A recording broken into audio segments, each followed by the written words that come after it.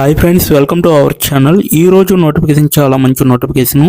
ఈ వీడియోని ఎక్కడ స్కిప్ చేయకుండా వీడియోని ఎండ్ వరకు చూడండి.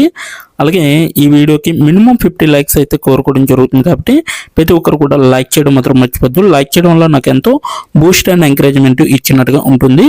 సో ప్రతి ఒక్కరు కూడా అప్లై చేయడానికి ట్రై చేయండి. అలాగే వెళ్తూ మన ఛానల్ని సబ్స్క్రైబ్ చేసుకోవడం మాత్రం మర్చిపోవద్దు.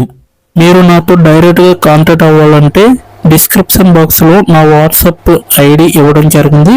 అక్కడి నుంచి నాకు డైరెక్ట్గా మెసేజ్ చేయొచ్చు, కనెక్ట్ అవ్వచ్చు. అలాగే నా టెలిగ్రామ్ ఛానల్ని ఫాలో అవ్వండి, ఇన్స్టాగ్రామ్ పేజీని కూడా ఫాలో అవ్వండి, అండ్ ఫేస్బుక్ పేజీని కూడా ఫాలో అయ్యి నన్ను ఎంతో సపోర్ట్ చేస్తారని నేను మనస్ఫూర్తిగా కోరుకుంటున్నాను. ప్లస్ ఇంటర్న్ కంపెనీ నుంచి ఈ యొక్క వేకెన్సీ అనేది రావడం జరిగిందనమాట. డేటా అనలిస్ట్ కింద మీరైతే వర్క్ చేయాల్సి ఉంటుందన్నమాట. ఆంధ్రప్రదేశ్ ఇండియాలో ఉంటుంది ఈ యొక్క కంపెనీ. 4 hours ఎగో అనేసి ఇవ్వడం జరిగింది. సో మీరైతే రిమోట్గా చేయొచ్చు అనమాట ఈ యొక్క కంపెనీలో. సో ఇంటర్న్షిప్గా కూడా చేయొచ్చు అనమాట ఈ యొక్క కంపెనీలో. ఎలా అప్లై చేయాలో వీడియో ఎండ్ వరకు చూస్తే మీకు అర్థమవుతుంది. కాబట్టి ఎండ్ వరకు చూడండి, ఎక్కడ స్కిప్ చేయకుండా.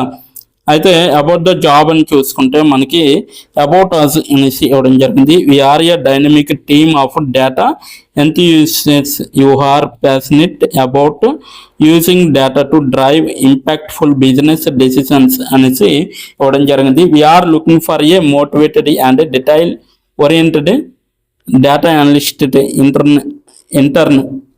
intern to join our growing team అనేసి ఇవ్వడం జరిగింది.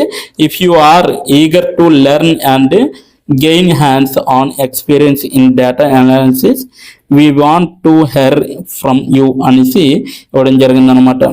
కీ రెస్పాన్సిబిలిటీస్ వచ్చేసరికి అసిస్టెంట్ ఇన్ డేటా కలెక్షన్, అలాగే cleaning and transformation to ensure accuracy and consistency అనేసి ఇవ్వడం జరిగింది. అలాగే analyze data sets to extract accountable insights, trends and partners అనేసి ఇవ్వడం జరిగింది. అలాగే create and maintain reports, dashboards and visualization for internal and client facing purpose అనేసి ఇవ్వడం జరిగింది. అలాగే work with cross functional teams to understand business needs and provide data driven recommendations అనేసి కూడా ఇవ్వడం జరిగింది. Assistant in building and maintaining data models ensuring they meet business requirements అనేసి కూడా ఇవ్వడం జరిగింది అనమాట. Support in automating repetitive task and processes for improved efficiency అనేసి కూడా ఇవ్వడం జరిగింది అనేసి చెప్పడం జరుగుతుంది.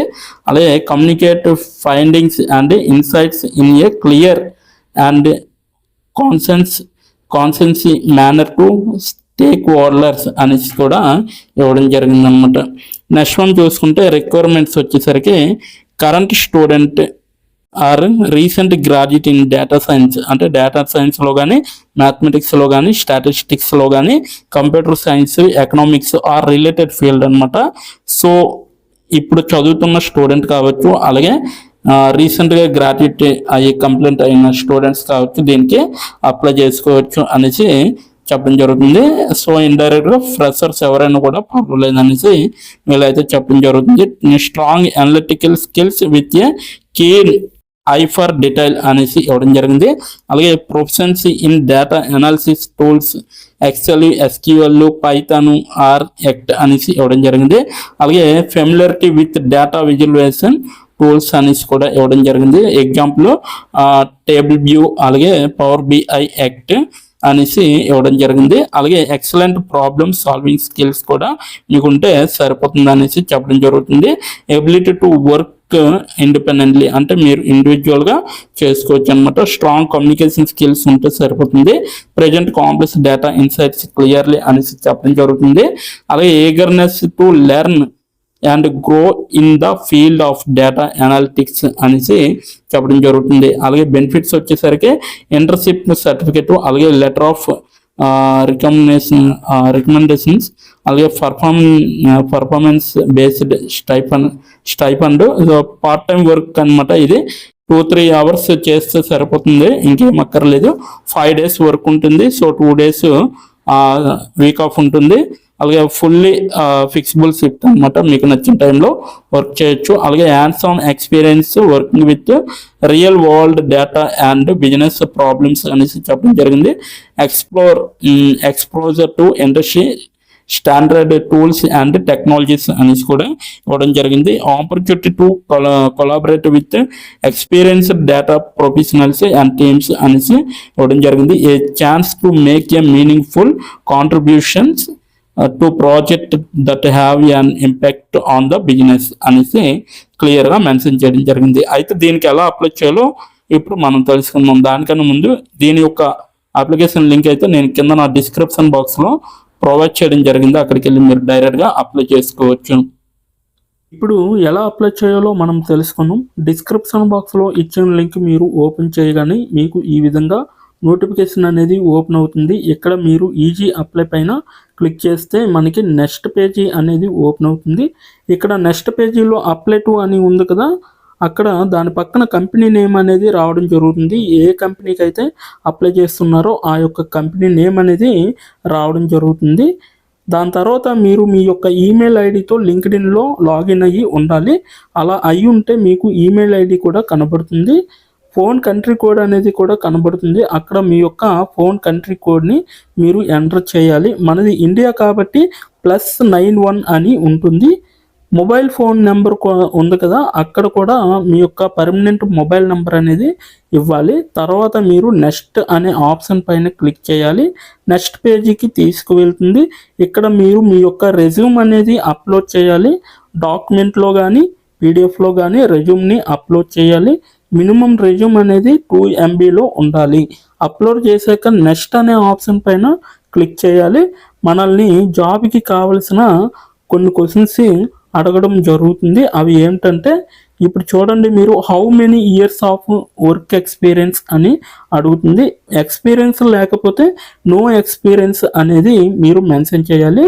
ఎస్ ఆర్ నో అనేది. అది కూడా ఎటువంటి ఎక్స్పీరియన్స్ అవసరం లేదు అని అప్లికేషన్లో మెన్షన్ చేస్తే అప్పుడు మీరు నో ఎక్స్పీరియన్స్ అని టైప్ చేయాలి. ఎక్స్పీరియన్స్ ఉన్నవాళ్ళు కంపెనీ నేము, ఏ కేటగిరీలో వర్క్ చేశారు, కేటగిరీ నేమ్ అనేది ఇవ్వాలి.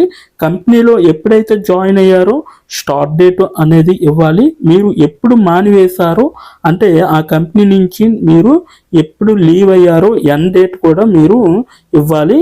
CTC total package of year అంటే మీకు పర్ ఇయర్కి ఎంత ప్యాకేజ్ వచ్చిందనేది కూడా మీరు మెన్షన్ చేయాలి.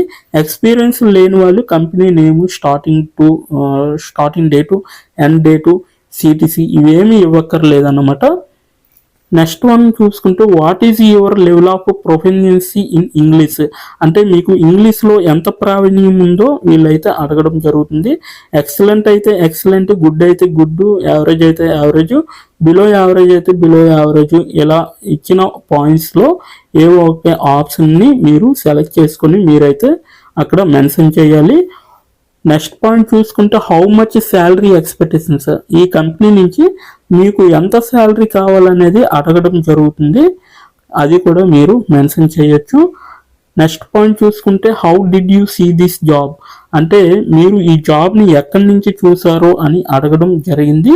సో మీరు యూట్యూబ్ అయితే యూట్యూబ్, ఫేస్బుక్ అయితే ఫేస్బుక్, ఇన్స్టాగ్రామ్ అయితే ఇన్స్టాగ్రాము, లింక్డ్ఇన్ అయితే లింక్డ్ఇన్, నౌకరీ అయితే నౌకరీ. సో ఈ 4 అంటే ఈ 5 రకాలలో మీరు ఎక్కడి నుంచి అయితే ఈ యొక్క జాబ్ పోస్టింగ్ని చూసారో సో అది మీరు మెన్షన్ చేయాలి. నెక్స్ట్ వన్ వచ్చేసరికి మీకు బ్రీఫ్ యువర్ సెల్ఫ్ ఇంట్రడక్షన్ అని ఉంటుంది. అక్కడ మీరు ఒక 5 or 10 లైన్స్ మీకోసం మీరు రాస్తే సరిపోతుందన్నమాట. ఫైనల్గా మీరు సబ్మిట్ యువర్ అప్లికేషన్ ఆప్షన్ పైన క్లిక్ చేస్తే మీ అప్లికేషన్ అనేది కంపెనీ వాళ్ళకి చేరుతుంది. మీ రెజ్యూమ్ని చూసి అలాగే మీ స్కిల్స్ని చూసి మీ డీటెయిల్స్ అన్నీ చూసి డైరెక్ట్గా మిమ్మల్ని కాంటాక్ట్ అవ్వడం అనేది జరుగుతుంది. లేదా మీరిచ్చిన ఈమెయిల్కి ఇంటర్వ్యూ మెయిల్ పంపడం జరుగుతుందన్నమాట. అలాగే మీరు ఎప్పటికప్పుడు మీ యొక్క ఈమెయిల్ని చెక్ చేసుకోవాలి. సో ఇదన్నమాట మొత్తం అప్లై చేయవలసిన ప్రాసెస్. నోటిఫికేషన్ పూర్తి డీటెయిల్స్ చూస్తారు కదా, ఇంకెందుకు ఆలస్యం, వెంటనే అప్లై చేసుకోండి. ప్రతి ఒక్కరు కూడా ఈ నోటిఫికేషన్కి అప్లై చేసుకుంటారని కోరుకుంటున్నాను.